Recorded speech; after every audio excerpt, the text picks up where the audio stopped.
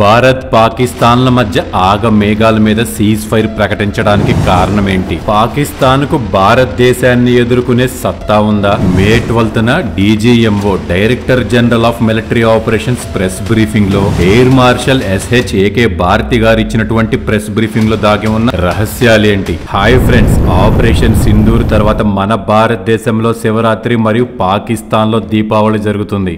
అందరూ ఇంకా పాకిస్తాన్ పని అయిపోయింది అనుకుంటున్న టైంలో సడన్ గా ఇరు దేశాల మధ్య సీజ్ ఫైర్ ప్రకటించారు.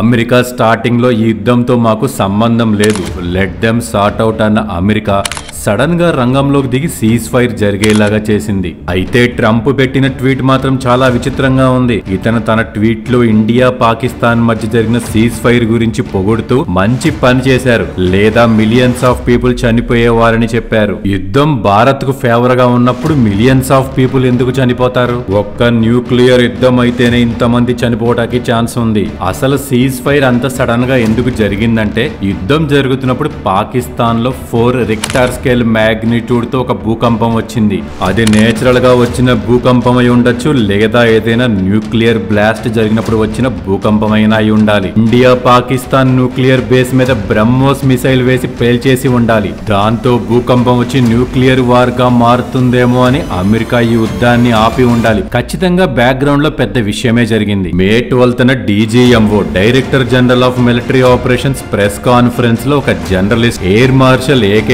భారతి గారిని ఒక ప్రశ్న వేశారు. సార్, మన Indian air force Pakistan nuclear facility అయినటువంటి కిరాణా హిల్స్ ఏరియాలో హిట్ చేసిందా? ఆ ప్రశ్నకి ఆయన అదిరిపోయే ఆన్సర్ ఇచ్చారు. ఇక్కడ AK భారతి గారు, అవునా, కిరాణా హిల్స్ లో న్యూక్లియర్ ఫెసిలిటీ ఉందా? ఆ విషయం మాకు చెప్పినందుకు థ్యాంక్స్, మాకు అది తెలియదు. కిరాణా హిల్స్ ను డిస్ట్రాయ్ చేయలేదని కాస్త వెటకారంగా నవ్వుతూనే చెప్పారు. దీన్ని బట్టి అక్కడ ఏమి జరిగి ఉంటుందో మనం అర్థం చేసుకోవచ్చు. అయితే అమెరికా మరియు నేషనల్ మీడియా బాధ వేరే ఉంది. పాకిస్తాన్ లోని ఇస్లామాబాద్ దగ్గరలోని నూర్ ఖాన్ ఎయిర్ బేస్ ఉంటుంది. దానికి దగ్గరలో పాకిస్తాన్ కి సంబంధించినటువంటి అనేక న్యూక్లియర్ ఫెసిలిటీస్ ఉన్నాయి. మన ఇండియా ఎప్పుడైతే రావల్పిండి మీద మిసైల్స్ వేసిందో అదే సమయంలో ఖచ్చితంగా మన మిసైల్స్ హిట్ అయి న్యూక్లియర్ ఎక్స్ప్లోషన్ లీక్ అయి ఉంటుంది. ఈ విషయాన్ని సీనియర్ డిఫెన్స్ అనలిస్ట్ డెరెక్ గ్రాస్మెన్ తన ట్విట్టర్ లో పోస్ట్ చేశారు. ఇంకా న్యూయార్క్ టైమ్స్ మరియు ఇంటర్నేషనల్ మీడియా కూడా నూర్ ఖాన్ ఎయిర్ బేస్ పైన ఇండియా అటాక్ చేసిన వెంటనే అమెరికా యుద్ధాన్ని ఆపింది అన్నారు.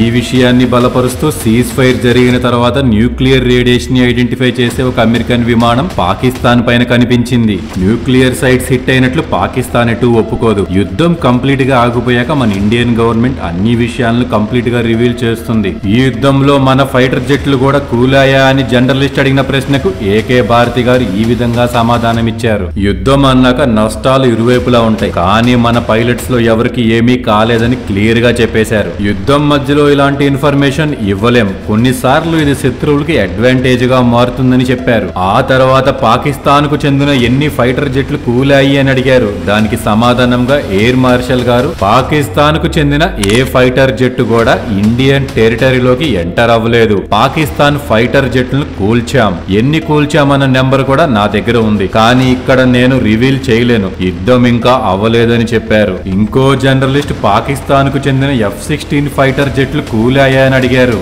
తను ఇండైరెక్ట్ గా అడిగారు, డైరెక్ట్ గా అమెరికాకు చెందిన F-16 మనం కాల్చామా లేదా అని అడిగితే బాగోదు కదా. దానికి ఎయిర్ మార్షల్ గారు ఒక హైటెక్ ఫైటర్ జెట్ కూలిందని చెప్పారు. అది ఖచ్చితంగా అమెరికాకు చెందిన F-16 ఫైటర్ జెట్ అయి ఉండాలి. నా దగ్గర న్యూక్లియర్ వెపన్స్ ఉన్నాయి, మేము తలుచుకుంటే న్యూక్లియర్ దాడి చేస్తామన్న పాకిస్తాన్ భస్మాసురుడిలాగా కాలి బూడిదైపోయింది.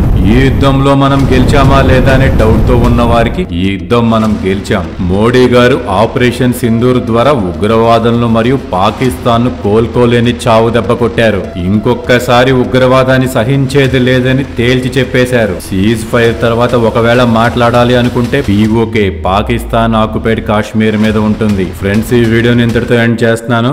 జై హింద్, జై భారత్.